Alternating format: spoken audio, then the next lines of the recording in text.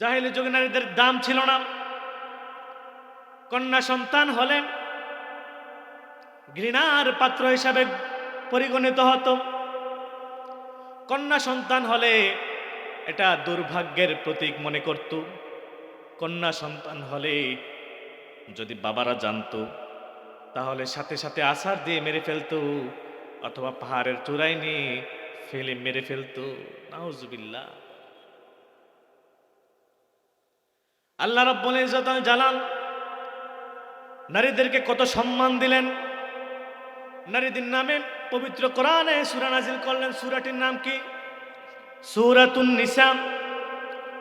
আল্লাহ রাব্বুল আলামিন রাসূলুল্লাহ সাল্লাল্লাহু আলাইহি সাল্লামকে পাঠিয়েছেন পৃথিবীতে ন্যায় প্রতিষ্ঠা করার জন্য, নারী এবং পুরুষ উভয়ের উপর ইনসাফ করার জন্য, সমান অধিকার। আমরা যে স্লোগান দেই নারী পুরুষ সমান অধিকার, এটা এক হিসাবে ঠিক আছে। কি আছে? ঠিক আছে। কারণ আল্লাহর কাছে নারী এবং পুরুষ দুজনেই তো সমান। আল্লাহর কাছে নারী এবং পুরুষ দুজনেই সমান।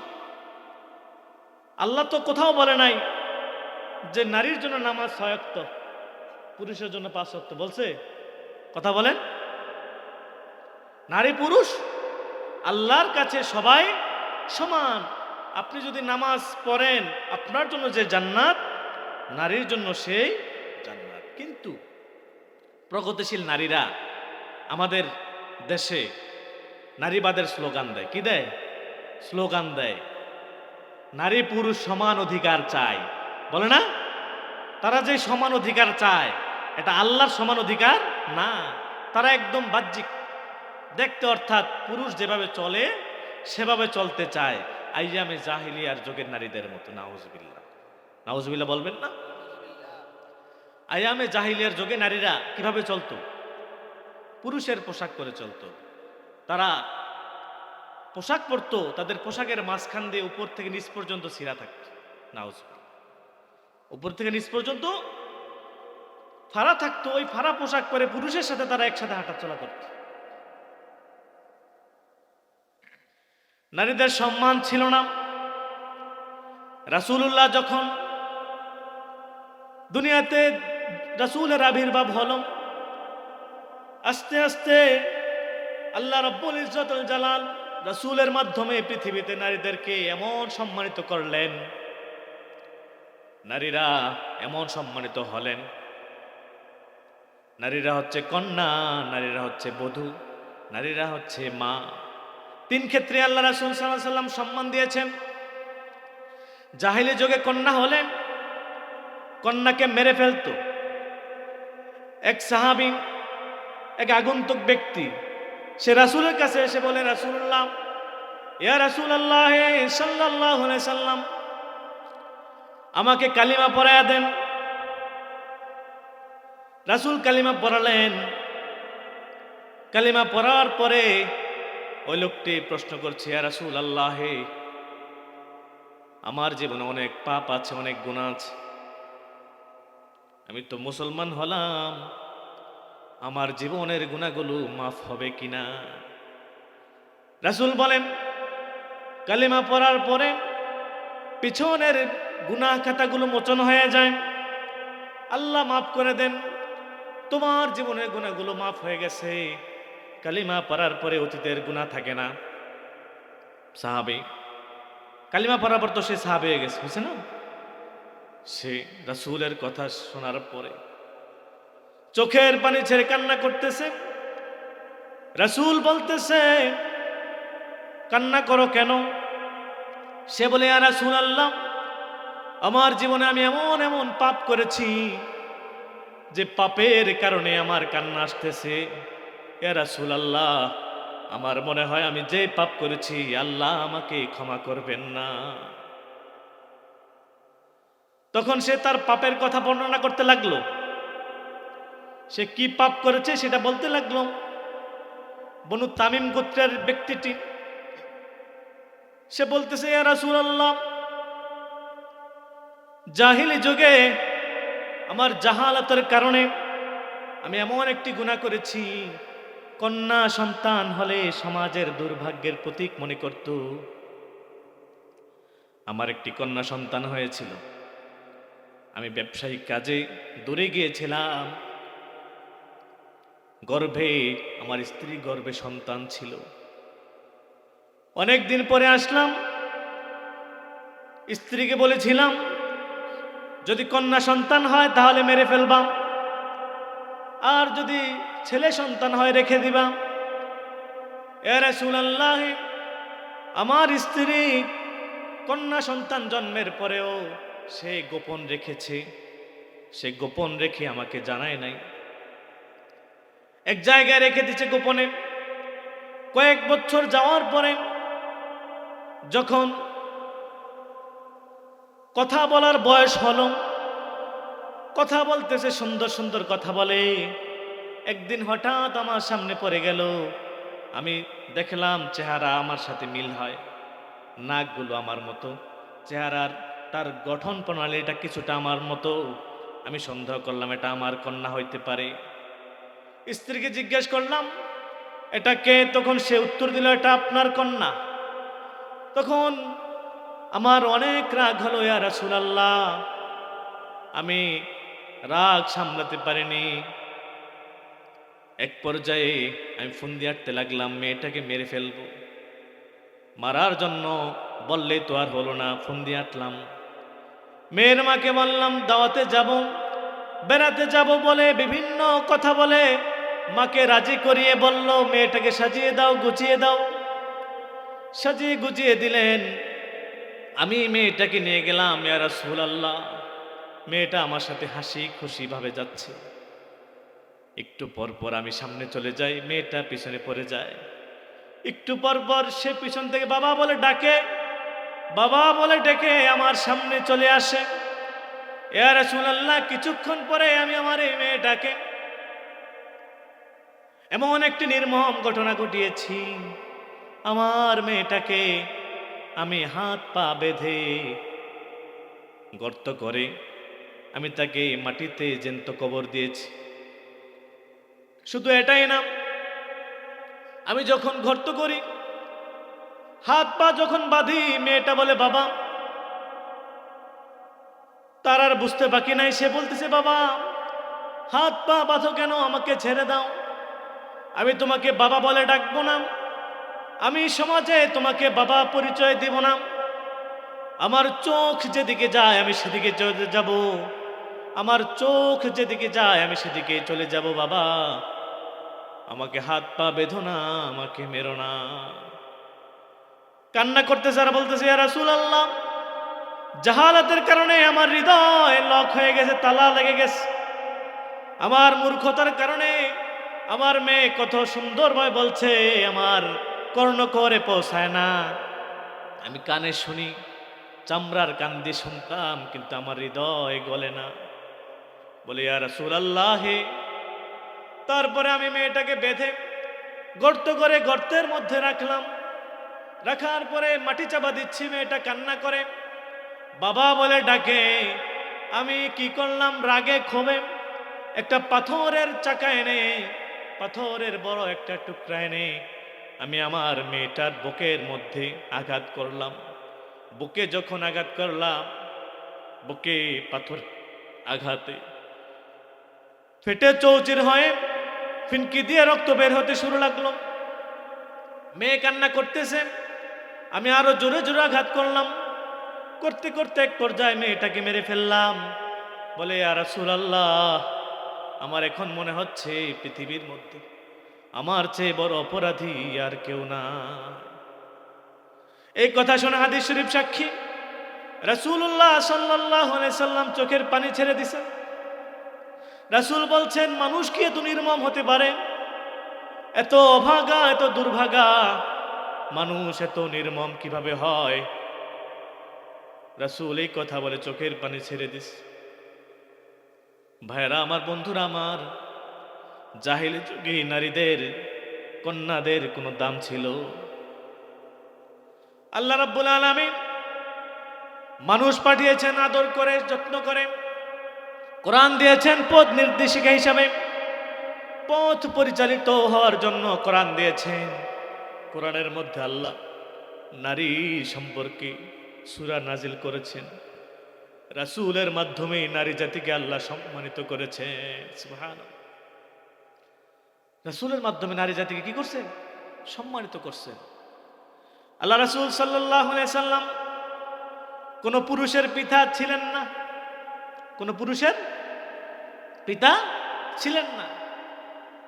আমি বলি না, কোরআন বলে, মা কানা মুহাম্মাদুন আবা আহাদিম মির রিজালিকুম ওয়ালাকিন রাসূলুল্লাহি ওয়া খাতামান নবিয়্যিন।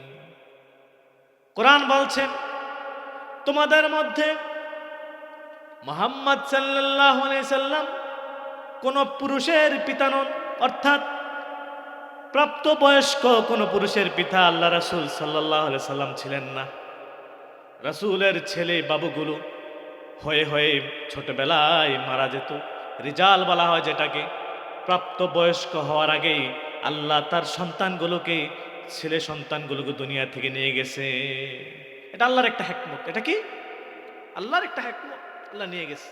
কিন্তু আল্লাহ হাদিস সাক্ষী, আল্লাহ রাসূল সাল্লাল্লাহু আলাইহি সাল্লাম কোনদিন আল্লাহর কাছে হাত তুলে বলে নাই যে আল্লাহ আমারে তো তুমি কি করলা, সন্তান দিলে একে একে 3টা সন্তান, ছেলে সন্তান দিলা, ছেলে সন্তানগুলো নিয়ে গেল, আল্লাহ আমার একটা ছেলে সন্তান দাও। এই কথা আল্লাহ রাসূল বলে নাই। আল্লাহ রাসূল বলছে কি, ফাতেমা আমার কন্যা, ফাতেমা আমার কন্যা, ফাতেমাকে কেউ কষ্ট দিও। আল্লাহ রাসূল বলেন, ফাতেমাকে যদি কেউ কষ্ট দেয় তাহলে সে যেন আমি রাসূলকে কষ্ট দেয়। সুবহানাল্লাহ। কি বলছেন? ফাতেমাকে যদি কেউ কষ্ট দেয় সেজন্য আমি নবীকে কষ্ট দেয়। অর্থাৎ এটা আল্লাহ বুঝিয়েছেন কন্যাদেরকে রাসূল কতটা ভালোবাসতেন। যে কন্যাদেরকে জাহেলি যুগে মেরে ফেলা হতো, দুর্ভাগ্যের প্রতীক মনে করা হতো, সেই কন্যাদেরকে রাসূল সাল্লাল্লাহু আলাইহি সাল্লাম এতটা সম্মানিত করলেন, বললেন ফাতেমাকে কেউ কিছু বলো না, ফাতেমাকে বললে আমার হৃদয়ে কষ্ট লাগে। হাদিস শরীফে আছে, রাসূল সাল্লাল্লাহু আলাইহি সাল্লাম যদি কোথাও কোনো সফরে বের হতেন, যাওয়ার সময় সবার শেষে ফাতেমার ঘরে যেতেন, ফাতেমার কাছে বলে যেতেন। সফর থেকে ফিরে আসার পরে রাসূল প্রথমে ফাতেমার ঘরে যাইতেন, ফাতেমার সাথে কথা বলে আসতেন। অর্থাৎ রাসূলের কন্যা সে ফাতেমাকে কি করছে? এত মূল্যায়িত করছে। রাসূল তার কন্যার প্রতি ভালোবাসা দেখা পৃথিবীবাসীকে একটা শিক্ষা দিছে যে জাহিলি যুগে নারীদের কি ছিল না, কন্যা যারা তাদের সম্মান ছিল না। কিন্তু আল্লাহ রাসূল বলছে না, কন্যাদেরকে কি করতে হবে? ভালোবাসতে হবে, ভালোবাসতে হবে। কন্যা সন্তান যার ঘরে হয় তার ঘরে রহমতের ফেরেশতা আসে। সুবহানাল্লাহ। হাদিস সাক্ষী, যে ঘরে কন্যা সন্তান জন্মগ্রহণ করে সেই ঘরে আল্লাহ একটা রহমতের ফেরেশতা পাঠান। রহমতের ফেরেশতা এসে তার মাথার পাশে বসে, তার পাখা দিয়ে ডানা দিয়ে বাতাস করে আর বলে, এই কন্যা সন্তানকে যে লালন পালন করবে, কি করবে? লালন পালন করবে, ভরণ পোষণ দেবে, ইসলামিকভাবে শরিয়া সম্মত সঠিক পথে পরিচালনা করে পাত্রস্থ করবে, বিবাহ শাদী দিবে। ওই বাবা মার জন্য আল্লাহ জান্নাত নির্ধারণ করে রেখেছেন। সুবহানাল্লাহ। আরো জোরে বলি সুবহানাল্লাহ। তাহলে আল্লাহ রাসূল বলেন কি, মেয়ে সন্তান এটা কি রহমত, এটা হচ্ছে রহমত। আমাদের সমাজে মেয়ে হইলে অনেকে খুশি হয় না বেজার হয়? বেজার হয়। কি হয়? বেজার হয়। মেয়ে হইলে মনে করে তার কি বিপদ। আর যদি একটু কালো হয়, যদি একটু কি হয়, কালো হইলে আরো বিপদ। কয় 4 লাখ লাগবে, 5 লাখ লাগবে, টাকা লাগবে, ঠিক না? কিন্তু কবি কি সুন্দরভাবে বলেন, যার ঘরেতে জন্ম নিল প্রথম শিশু কন্যা, তার ঘরেতে আল্লাহ ছড়ান রহমতের বন্যা। সুবহানাল্লাহ। হাদিসের ভাষা, যার ঘরে প্রথম শিশু কি হয়? কন্যা হয়, তার ঘরে আল্লাহ রহমত নাজিল করেন। তাহলে কন্যা সন্তান আমাদের জন্য রহমত।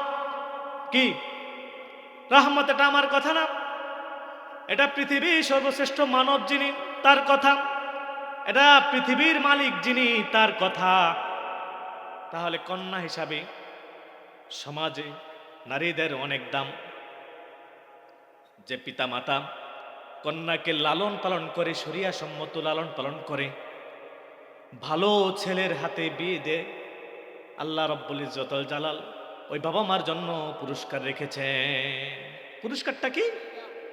আল্লাহ যে পুরস্কার রাখে সেই পুরস্কারের নাম কি? জান্নাত। কি? জান্নাত। জান্নাত ছাড়া তো আমাদের কিছু নাই। আমরা কি চাই? জান্নাত। আমাদের যেই নেক আমল, এই নেক আমল দিয়ে তো আমরা জান্নাতে যেতে পারবো না। পারবো?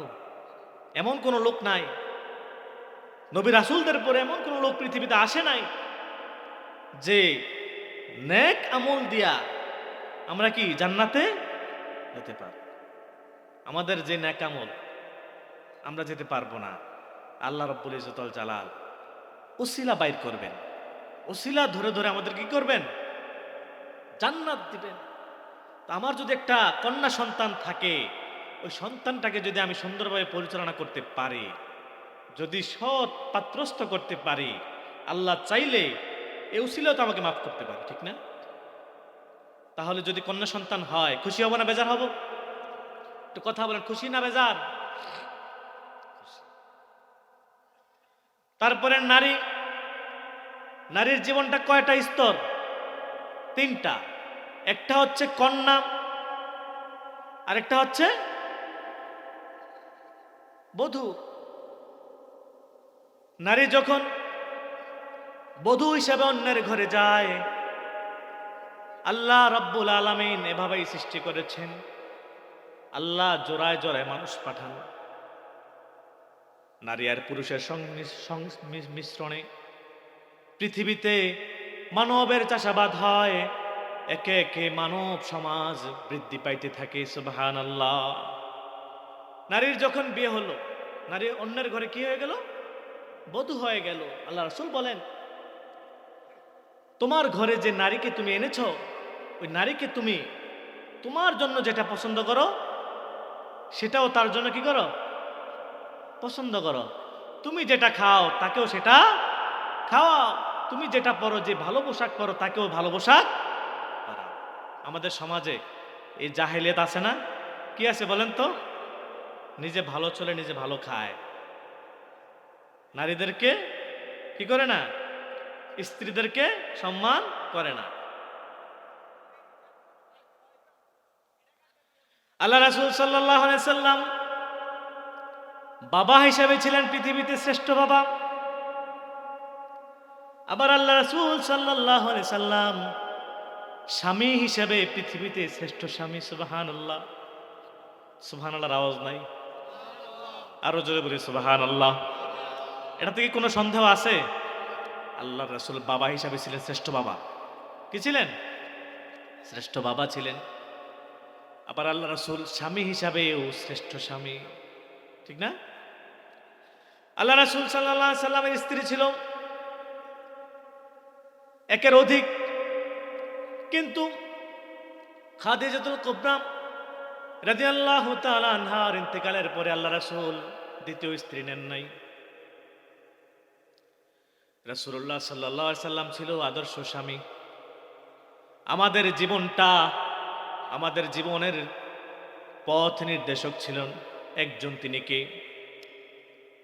দু জাহানের সরদার নবী মুহাম্মদুর রাসূলুল্লাহ সাল্লাল্লাহু আলাইহি সাল্লাম। আমাদের নেতা একজন, তিনি কে? মুহাম্মদ। কে? আমাদের নেতা কয়জন? একজন, অন্য কোন নেতা নাই।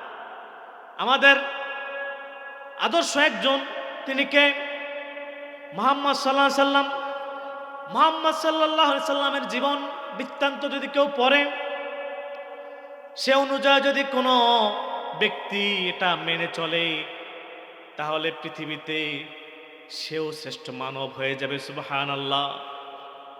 যেমন জাহিলি যুগে রাসূলের কাছে এসে জাহিলি যুগের বড় বড় কাফের লিডাররা, বড় বড় জাহেলরা, মূর্খরা রাসূলের স্পর্শে এসে, রাসূলের কাছে এসে কালিমা পড়ে মুসলমান হয়ে সোনার মানুষ হিসাবে রূপান্তরিত হয়ে গেছে। সুবহানাল্লাহ। তারা যদি রাসূলের কাছে এসে সোনার মানুষ হয়ে যায়, যে মানুষগুলো পাপাচারে লিপ্ত ছিল, সারা জীবন পাপে ভরা ছিল, সেই মানুষগুলো রাসূলের কাছে এসে সোনার মানুষ হয়ে গেছে, অসভ্য মানুষগুলো সুসভ্য হয়ে গেছে, তাহলে আমি আর আপনি যদি রাসূলের আদর্শে আঁকড়ে ধরতে পারি, আমি আর আপনি যদি রাসূলকে ভালোবেসে মহাব্বত করে রাসূলের আদর্শকে ধরতে পারি, তাহলে আমি আর আপনিও আদর্শ মানুষ হয়ে যাব। কি হব? আদর্শ মানুষ হব। তাহলে পিতা হিসাবে রাসূল শ্রেষ্ঠ, স্বামী হিসাবেও রাসূল। রাসূল তার স্ত্রীদেরকে অনেক ভালোবাসতেন, অনেক মহাব্বত করতেন। আল্লাহ রাসূল সাল্লাল্লাহু আলাইহি সাল্লাম আয়েশা রাদিয়াল্লাহু তাআলা আনহা থেকে বর্ণিত, তিনি বলেন, একদিন আমি রাতের বেলা রাসূলের সাথে শুয়ে আছি, হঠাৎ দেখলাম রাসূল নাই। রাসূল কোথায় যেন চলে গেছে। আমি রাসূলকে খোঁজা শুরু করলাম। খুঁজতে খুঁজতে দেখলাম রাসূল কবরস্থানে চলে গেছেন। কোথায়? কবরস্থানে চলে গেছেন। কবরের পাশে গিয়ে রাসূল কি যেন মুনাজাত ধরে বলতেছেন। আয়েশা বলেন, আমিও পিছনে গেলাম, আমিও রাসূলের সামনে মুনাজাত ধরলাম, রাসূলের সাথে মুনাজাত ধরলাম। তারপরে শুনতে লাগলাম রাসূল বলতেছে, আল্লাহ, আমার স্ত্রী খাদিজাতুল কুবরা। রাসূল খাদিজাকে অনেক ভালোবাসতেন। খাদিজার মহাব্বত এত ছিল রাসূলের ভিতরে। মহাব্বত থাকার একটা কারণও আছে। কি কারণ বলেন তো? কারণ হচ্ছে রাসূলুল্লাহ সাল্লাল্লাহু আলাইহি সাল্লাম ছিলেন দুঃখী মানুষ। কি ছিলেন? যখন মায়ের গর্ভে আসলেন, বাবা মারা গেল, 6 বছর বয়সে মা মারা গেল। তারপরে যে চাচা লালন পালন করতেন সে চাচাও মারা গেল, দাদাও মারা গেল। আস্তে আস্তে রাসূলের ছায়া দেওয়ার মতো লোকগুলো সবাই মারা গেল। রাসূল হতাশা, রাসূলের দুশ্চিন্তা, রাসূলের যে ছায়াটা ছিল সেটা চলে গেছে। রাসূল কি হয়ে গেছে? চিন্তিত হয়ে গেছে। ওই সময়ের রাসূলের ছায়া হিসাবে, রাসূলের ডাল হিসাবে যিনি ছিলেন তিনি হচ্ছেন রাসূলের সহধর্মিণী আম্মা জান খাদিজাতুল কুবরা। খাদিজাকে রাসূল এই কারণে ভালোবাসতেন। দোয়া করতেছেন, আল্লাহ, পরকালে মৃত্যু পরবর্তী জীবনে খাদিজাকে আমার সঙ্গী হিসেবে দিও, খাদিজার সাথে আমার পরিচয় করায় দিও, খাদিজার সাথে আমার মুলাকাত করায় দিও। সুবহানাল্লাহ। কি বলছেন? খাদিজার সাথে মুলাকাত করায় দিয়ে মুনাজাত শেষে আয়েশা বলেন, ইয়া রাসূলুল্লাহ, খাদিজা তো মারা গেছে অনেক আগে, আর তখনের কথা কেন বলেন? আপনি 25 বছরের যুবক, বিয়ে করেছেন 40 বছরের একটা বুড়ি মহিলাকে। ইয়া রাসূলুল্লাহ, আমরা তো কুমারী, আমরা তো কম বয়সী নারী, তারপরে তো আপনি অনেককেই বিয়ে করছেন কম বয়সী। ইয়া রাসূলুল্লাহ, তারপরেও খাদিজার প্রতি আপনার এত ভালোবাসা কেন? রাসূলুল্লাহর মুখ মলিন হয়ে গেল। রাসূলুল্লাহ বলেন, আয়েশা, আর একটা কথাও বলবা না। আয়েশা, আর একটা কথাও বলবা না। আমার খাদিজা সম্পর্কে কথা বলতে সাবধানে বলবা।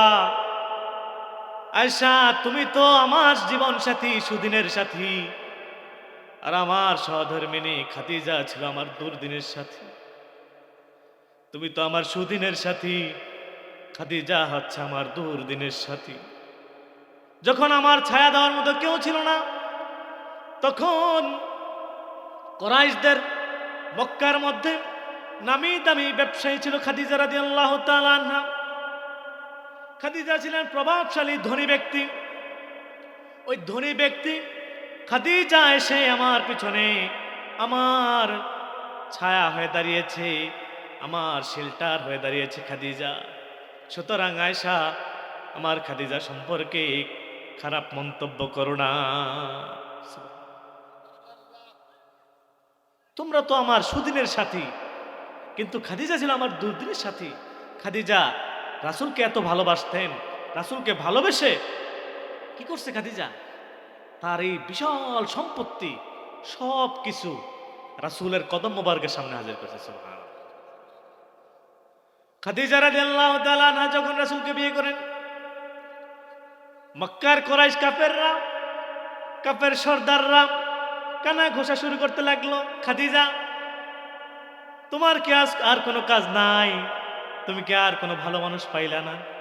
মুহাম্মাদের মতো একটা পাগলকে বিয়ে করল, এমন একটা লোককে বিয়ে করলা খাদিজা, যার বংশ পরম্পরা, বংশের পরিচয় নাই।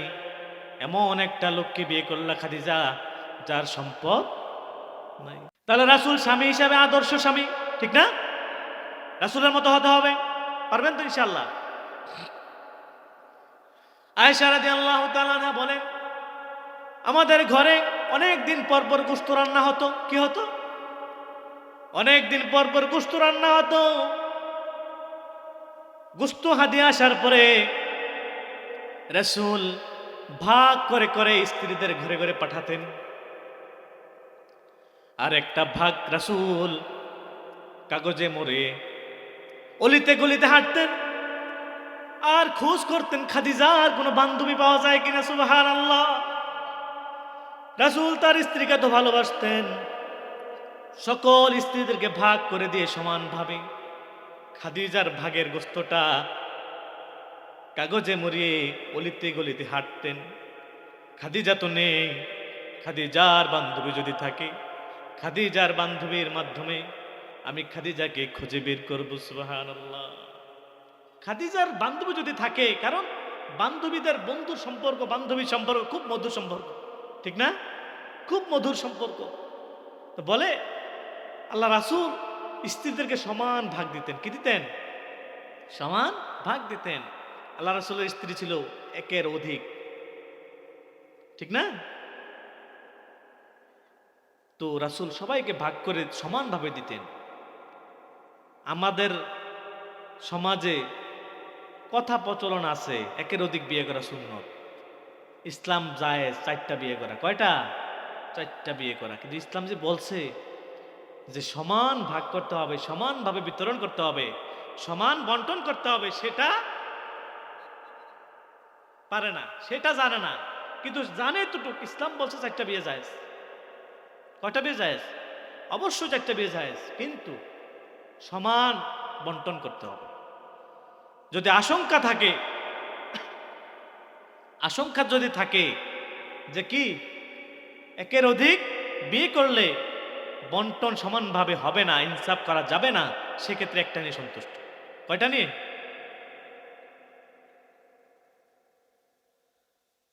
তো আল্লাহ রাসূলের একাধিক স্ত্রী ছিল, কিন্তু রাসূল সমানভাবে বন্টন করতেন। এই কারণে আল্লাহ রাসূল আদর্শ স্বামী। কি স্বামী? আদর্শ স্বামী। তো নারী একটা পর্যায়ে কন্যা থাকে, আরেকটা পর্যায়ে কি হয়? বধূ হয়। তাহলে আমরাও রাসূলের আদর্শকে আঁকড়ে ধরে আমাদের স্ত্রীদেরকে ভালোবাসবো। বাসবো না ইনশাআল্লাহ? স্ত্রীদের উপরে জুলুম করা যাবে না। বিয়ে করলে যৌতুক নেওয়া যাবে না, এটা তাদের উপরে জুলুম। তাদের উপরে কি জুলুম? এটা আমাদের সমাজে আছে নাকি নাই? কথা বলেন, আছে নাকি নাই? আছে। এটা এখন সুন্দর সিস্টেমে নেয় আর কি, আপডেট হয়েছে। যোগ কি হয়েছে? আপডেট হয়েছে। আমরা ছিলাম আগে ওল্ড যুগে, অর্থাৎ আমরা ছিলাম অ্যানালগ যুগে। এখন আইসি আইসিটির যুগে, অর্থাৎ তথ্য যোগাযোগ প্রযুক্তির যুগে। কি আস্তে আস্তে আরো ডিজিটাল হব। আগে যৌতুকটা চাইয়ে নিত, বিয়ের সময় বলতো কত দিবেন কত দিবেন, এখন অন্য সিস্টেমে ঘুরাই ফিরায় বলে আর কি। এটা জায়েজ নাই কি নাই? মেয়ের ফ্যামিলি যদি খুশি হয়ে দেয়, খুশি হয়ে যদি আপনাকে সব দিয়ে দেয়, সেটা নেবেন, সেটা হাদিয়া, খুশি হয়। কিন্তু বলে কিছু আনা যাবে।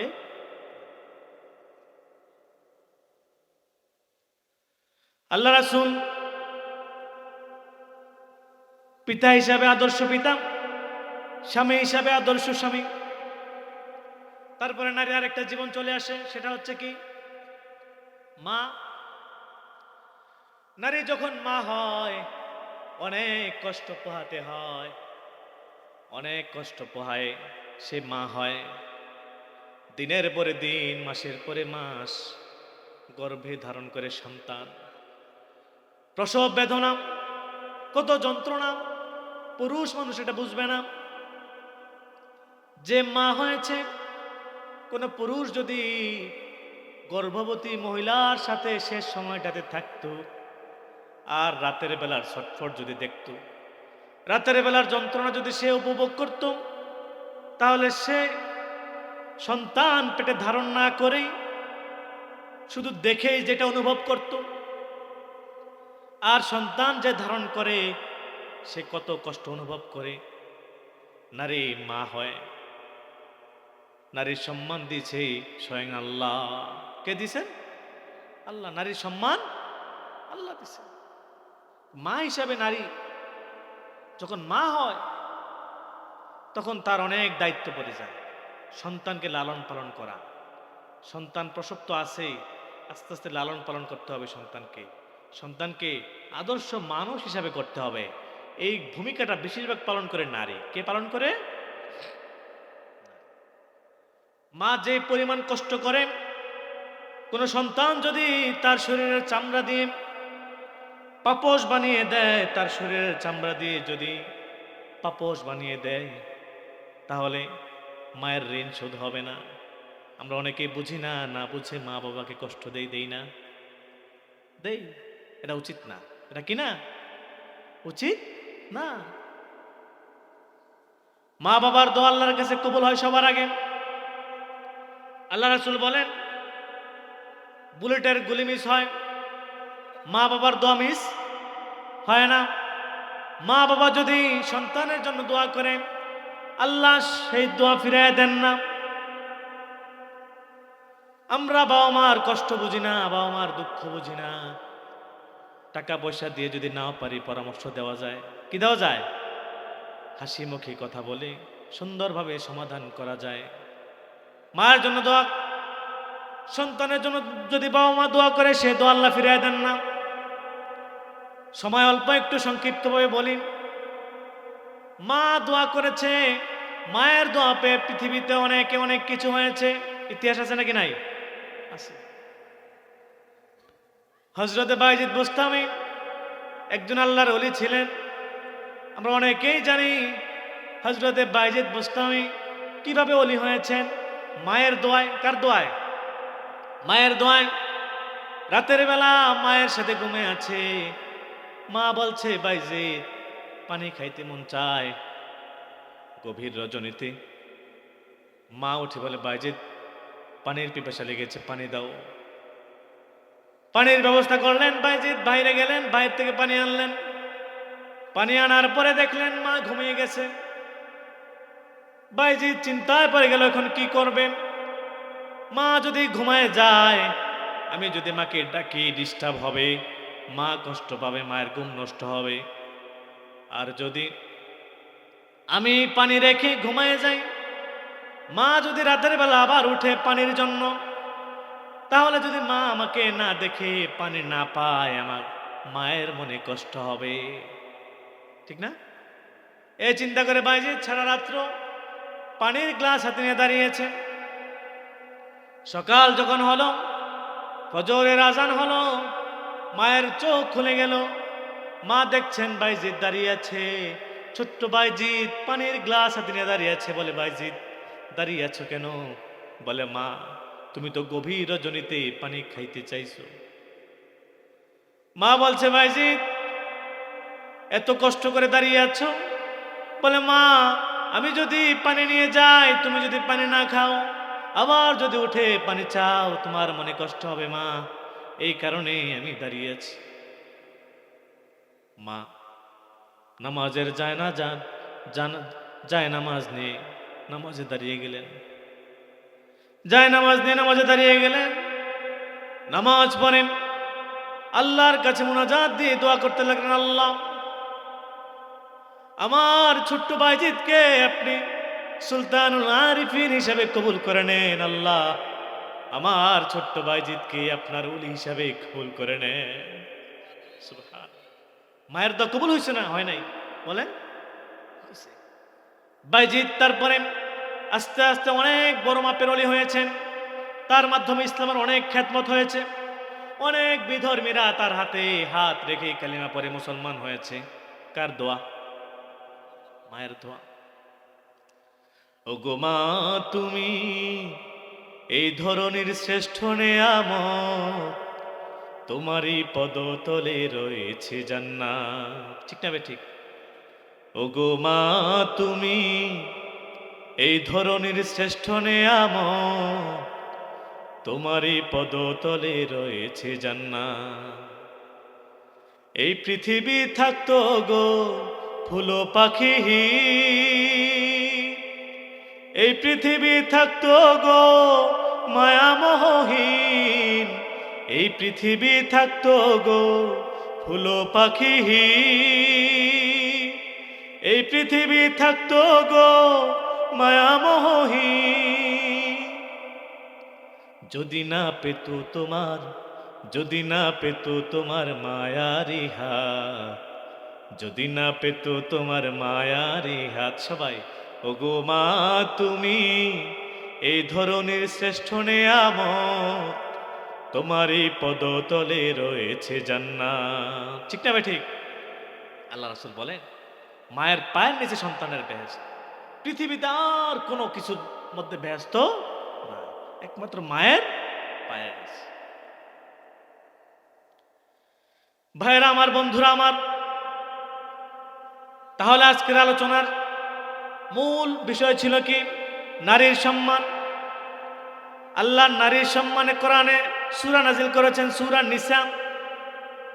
তারপরে আল্লাহ নারীর জীবনটাকে 3 ভাগে ভাগ করছেন।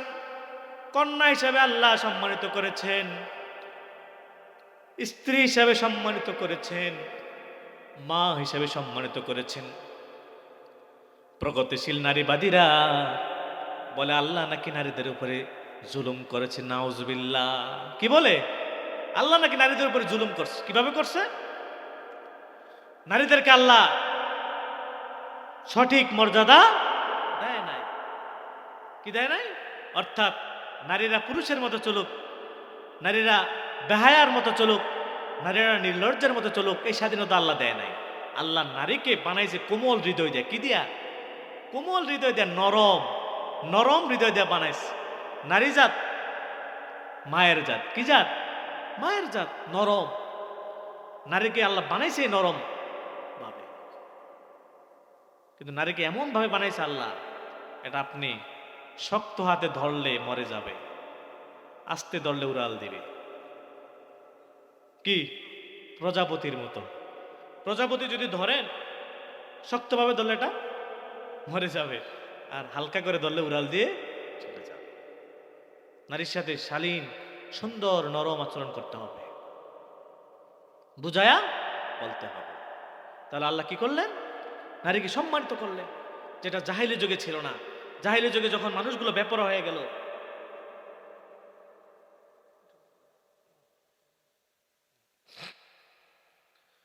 বেপরোয়া হয়ে গেল, জুলুম নির্যাতন করতে লাগলো, নারীদেরকে কি করলো? ভোগের সামগ্রী বানালো। নারীদেরকে বাজারে ঘাটে মেলা এখানে সেখানে বিক্রি করত, সস্তায় বিক্রি হতো নারীরা। সেখান থেকে নারীদেরকে কোথায় নিয়ে আসলেন? একটা সম্মানিত জায়গা নিয়ে আসলেন। সেটা কে করলেন? আল্লাহ এবং তার প্রতিনিধি হিসাবে মুহাম্মদুর রাসূলুল্লাহ সাল্লাল্লাহু আলাইহি সাল্লাম। তাহলে যে নারীবাদীরা যে কথা বলে আল্লাহ কি করছে? নারীদের উপর ইনসাফ করে না, এটা হচ্ছে কি সঠিক কথা না। এটা একমাত্র তারাই বলে যে নারীরা পুরুষের মতো চলতে চায়। পুরুষের মতো চলা যাবে না, নারীদের কি আছে? শালীনতা বজায় রাখতে হবে। নারীদের কি পর্দা মোতাবেক, ইসলামী শরিয়া মোতাবেক চলতে হবে। নারী পুরুষ উভয়ই চলতে হবে। তবে নারীরা পণ্যের বাজারের সামগ্রী হবে। তাহলে আজকের আলোচনা থেকে আমরা কি শিখলাম? নারীদের সম্মান, নাকি?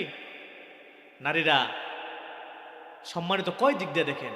কন্যা হিসাবে বাবার থেকে পায়, স্বামীর ঘরে যখন যায় স্বামীর থেকে পায়, আবার যখন সে মা হয় তার সন্তান থেকে তারা পায় না? আল্লাহ সম্মানিত করছে। বলে ওই নাস্তিকরা বলে নারীদেরকে সম্পদ দিয়ে কি করে? ইনসাফ করে নাই। সম্পদ দিয়ে কি করে না? ইনসাফ করে না। সব পুরুষরা নাকি পায়। তা আমি যদি আমার বাবার সন্তান হয়ে আমি যদি আমার বাড়ি পাই, আমি যদি বাবার সম্পদ পাই, আমার সম্পদের এই বাবার সম্পদ থেকে নারীও কি পায়? ভাগ পাবে। আবার যখন আমার স্ত্রী, আমার সম্পদ থেকে আমার স্ত্রীও কি পাবে? পাবে। তাহলে ইসলাম সর্বোচ্চ জীবন ব্যবস্থা। সর্বোচ্চ জীবন ব্যবস্থার নাম কি? ইসলাম। আর আমাদের সংবিধান হচ্ছে কোরআন। সংবিধানের নাম কি? আমাদের নেতার নাম কি? মুহাম্মদ সাল্লাল্লাহু আলাইহি ওয়াসাল্লাম। আমাদের নেতা একজনই। কয়জন? একজন। আমাদের আদি পিতার নাম কি? আদম আলাইহিস সালাম। আমাদের জাতির পিতার নাম কি? ইব্রাহিম আলাইহিস সালাম। আমাদের আর কোনো পিতা? আমাদের আর কোনো পিতা নাই। আমাদের আর কোনো নেতা নাই। তোমায় ছাড়া অন্য কোন নেতা মানি না, তোমার জন্য সয়ে যাব সকল বেদনা। পারবেন ইনশাআল্লাহ? কার জন্য? রাসূলের জন্য। আমার নেতা একজনই, অন্য কোন নেতা আমার নাই। ইনশাআল্লাহ মনে থাকবে তো? আল্লাহ রাব্বুল ইজ্জতুল জালাল যে অগোছালো কথা বললাম, এই কথাগুলোর উপরে প্রথমে আমাকে, তারপরে আপনাদেরকে আমল করার তৌফিক দেন। বলে আমিন। আরো জোরে বলি আমিন। ওয়া আখিরু দাওয়ানা আলহামদুলিল্লাহি।